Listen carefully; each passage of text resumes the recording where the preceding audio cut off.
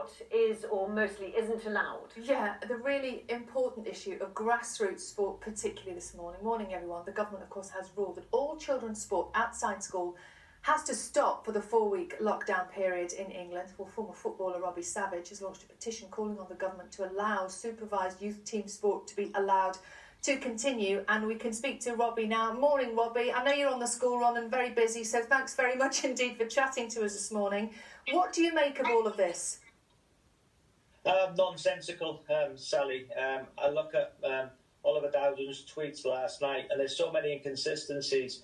First, you've got the Prime Minister Boris Johnson saying that, looking to return on the 4th of December.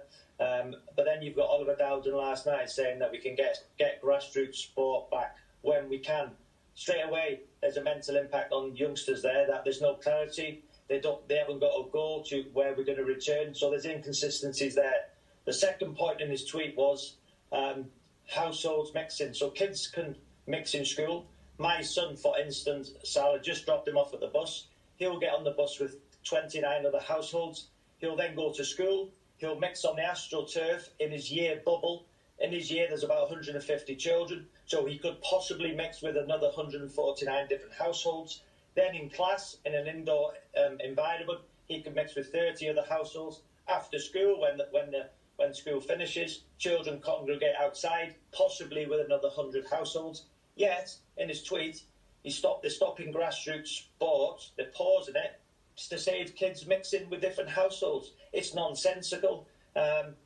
To put it into perspective, Sally, in my team, under 15s, playing the East Manchester Junior Football League, and there's been, since the return of grassroots sport, there's been 3,300 games under the FA guidelines, under the governing body, and there's been 3 positive cases. 3 too many, but that just goes to show that, where's the scientific evidence to say that this horrible virus spreads in an outdoor environment in grassroots sport? So, I listen to the government. Do they talk to each other? How many of these government officials in senior positions have stood on the sideline, in all conditions, volunteering, seeing the joy in these youngsters' faces? Do they actually live in the real world?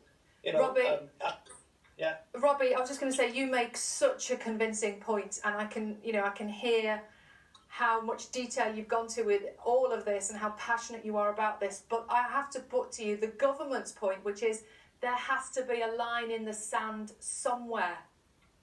Sally, I understand that.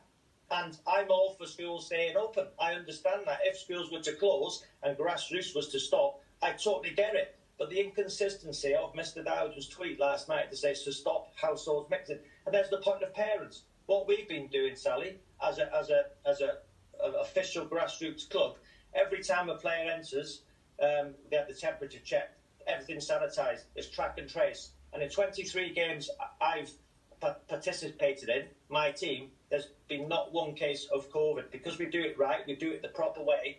Parents, 1 parent per child on the sideline, social distancing.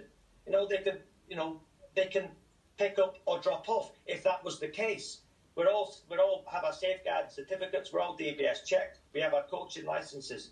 Tell me why the inconsistency of allowing school to continue, but thousands of youngsters for their mental and physical well-being can't participate. They're out. Kids can choose different pathways. These kids, they need a mental and physical activity to stimulate themselves on a weekend. It's ridiculous. Honestly, Robbie, I just don't get it. Robbie, do you think the government's going to have to change their mind on this? Well, will they? I do not know. I just listen. At times, you've got to really ask yourself: do they talk to each other? Do they know what they're doing? It's nonsensical, and it really winds me up, Sal. And I just don't get it. I feel sorry for the generations of kids who cannot play grassroots sport. I'm not just talking football, talking all sports. The inconsistency of allowing schools to stay open, which is right. Education is so important, but to tell youngsters that they can't go and play mixed households on a weekend with their kids, kids in different backgrounds, deprived areas, that's their house, that's their pathway, that's what they want to do, even for the mental well-being of grassroots volunteers, parents. So many people are stressed at this minute in time with the situation, financial situation. I spoke to hundreds and thousands of grassroots people who at the community, and for coaches, that's their mental release as well. At weekends to see their teams. To score doesn't matter. It's about those youngsters, being able to, get out there in the fresh outdoors.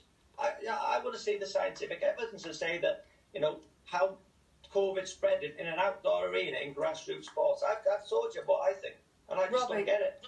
Robbie, it is great to hear you talk so passionately about something I know that is really, really important to you, and lots of mums and dads who will be watching this morning. Robbie Savage explaining to us there why he thinks it's so important that children should be allowed to continue to play sport outside school. I just want to tell you this is a statement from the government that was released last night. Government spokesperson said, "We recognise how important exercise is for people's physical and mental health, which is why it's always been an essential activity under England's coronavirus restrictions, but outdoor exercise will be permitted alone, with your household or one person from another household, so that people are able to stay active safely." That's what the government's saying. Sally, thank you very much, and we will continue, of course, to talk about all of that throughout the programme. Thank you. And touching on a little bit of what Robbie was talking about there, keeping your children entertained can be a challenge.